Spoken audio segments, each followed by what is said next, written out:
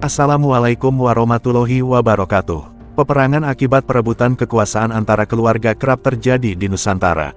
Salah satunya adalah Perang Taha Jawa Kedua atau Perang Suksesi Jawa II. Perang memperebutkan Taha Mataram Islam ini terjadi antara 1719 hingga 1723 Masehi. Perang tersebut melibatkan kubu Amangkurat keempat melawan Pangeran Blitar, Pangeran Purbaya, Pangeran Arya Mataram, dan Pangeran Arya Dipanagara. Sejak Keraton Amangkurat I di Pleret dihancurkan oleh Trunojoyo, pemerintahan Amangkurat kedua, ibu kota kerajaan Mataram Islam dipindah ke Kartasura, yang saat ini masuk wilayah administratif Kabupaten Sukoharjo. Pada 1719 Masehi, Raden Mas Suryaputra dinobatkan sebagai Raja Mataram penerus Pakubuwono I dengan gelar Amangkurat keempat. Pengangkatan Amangkurat keempat yang Prof. VOC tidak didukung oleh paman dan adik-adiknya. VOC menyebut Amangkurat keempat sebagai penguasa yang dimusuhi oleh hampir seluruh rakyat Tanah Jawa. Hal itu karena setelah kendali kerajaan Mataram Islam dipegang Amangkurat keempat, rakyatnya terpecah ke dalam banyak golongan yang menentang kedudukan raja. Konflik bermula saat Amangkurat IV menurunkan pangkat serta mengambil wilayah kekuasaan dua adiknya, yaitu Pangeran Blitar dan Pangeran Purbaya, yang dirasa terlalu besar. Pada Juni tahun 1719, Pangeran Blitar dan Pangeran Purbaya yang sakit hati terhadap tindakan kakaknya melancarkan serangan ke Keraton Kartasura. Mereka didukung oleh putra-putra Untung Surapati, kalangan ulama di istana, dan mendapatkan simpati dari sang ibu, Ratu Pakubuwono. Namun, serangan mereka dapat dipukul mundur oleh pasukan VOC. Pangeran Blitar dan Pangeran Purbaya pun mundur ke Yogyakarta, tepatnya di Kartasari yang pernah menjadi kedudukan Sultan Agung. Disitulah Pangeran Blitar dinobatkan sebagai raja bergelar Sultan Ibnu Mustafa Pakubuwana Senapati Ngalagang Abdurrahman Sayyidin Panatagama. Pangeran Purbaya diangkat menjadi panglima perang bergelar Panembahan Purbaya. Sultan Ibnu Mustafa terus memberontak terhadap Amangkurat keempat, tetapi dengan cara berbeda.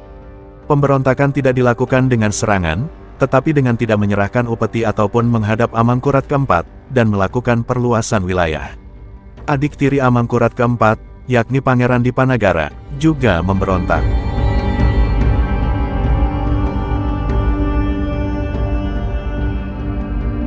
Kekuasaan Pangeran Dipanagara pada masa pemerintahan Pakubuwono I ditugaskan ke daerah Jawa Timur dan dinobatkan sebagai Raja Bawahan Mataram bergelar Panembahan Heru Cakra dengan kedudukan di Madiun. Selain dari adik-adiknya, Amangkurat keempat juga menghadapi penolakan dari pamannya, Arya Mataram. Arya Mataram, yang awalnya tidak ambil tindakan, akhirnya memberontak dengan meninggalkan istana Kartasura menuju pesisir utara Jawa. Di daerah Pati, Arya Mataram pun menobatkan diri menjadi raja dengan nama Sunan Kuning. Dengan begitu, rakyat Mataram Islam terbagi menjadi 4 kubu, yakni kubu Amangkurat keempat, kubu Pangeran Blitar Pangeran Purbaya, kubu Pangeran Dipanagara, dan kubu Arya Mataram, yang menandai dimulainya Perang Takhta Jawa II. Akhir Perang Takhta Jawa II satu-satunya cara Amangkurat keempat mempertahankan tahtanya adalah dengan meminta bantuan kepada VOC. Pasukan VOC yang ada di Semarang dipanggil untuk mengamankan Amangkurat keempat di Kartasura. Setelah strategi disusun, sebagian pasukan VOC dan prajurit dari Kartasura pertama-tama ditugaskan untuk menumpas Arya Mataram. Arya Mataram menyerah setelah dijepit oleh pasukan VOC di Jepara dan akhirnya dibunuh. Setelah itu, pasukan gabungan VOC dan Kartasura ditugaskan untuk menyerang kedudukan Pangeran Blitar dan Pangeran Purbaya di Kartasari.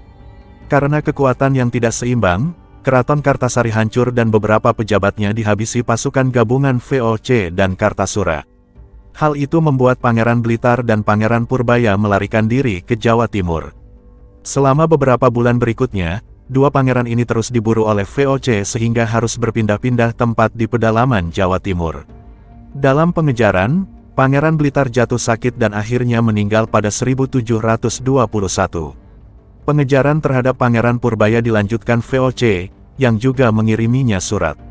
Dalam surat tersebut, VOC meminta agar Pangeran Purbaya menyerah karena peperangan tidak akan ada ujungnya.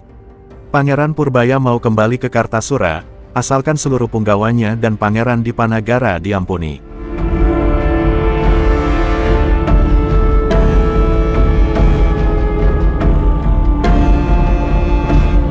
Pada 1723, Perang Tahta Jawa II berakhir dengan pengasingan Pangeran Dipanagara ke Tanjung Harapan karena terbukti melakukan pemberontakan.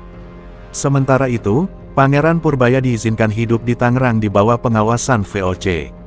Keputusan itu merupakan strategi VOC, yang mengamankan Pangeran Purbaya sebagai cadangan untuk menggantikan Amangkurat keempat apabila hubungan mereka memburuk.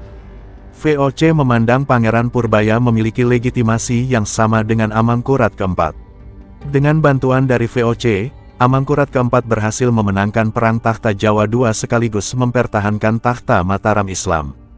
Cerita ini kami kutip dan susun dari kitab terlengkap Sejarah Mataram, Yogyakarta, karya Abimanyu Sujipto tahun 2015, penerbit Diva Press.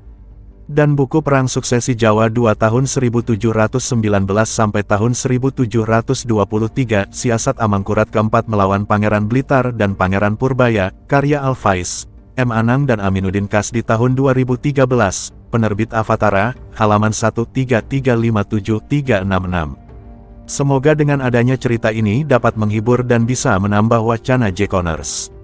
Amin. Wassalamualaikum warahmatullahi wabarakatuh.